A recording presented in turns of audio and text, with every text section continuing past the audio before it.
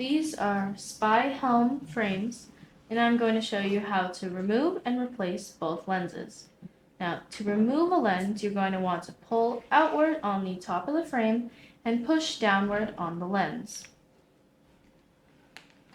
like so. Again, pull outward and push down. Now, to reinstall or to replace a lens, you're going to take the far side of the lens and place it into the far side of the frame.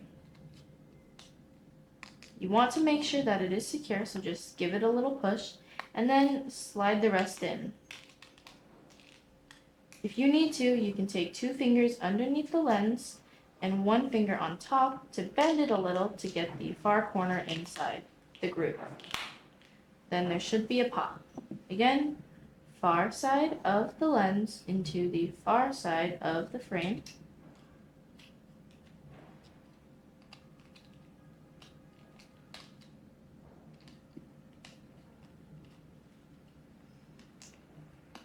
Like so. And just, you can bend it a little to get the other corner in and just pop.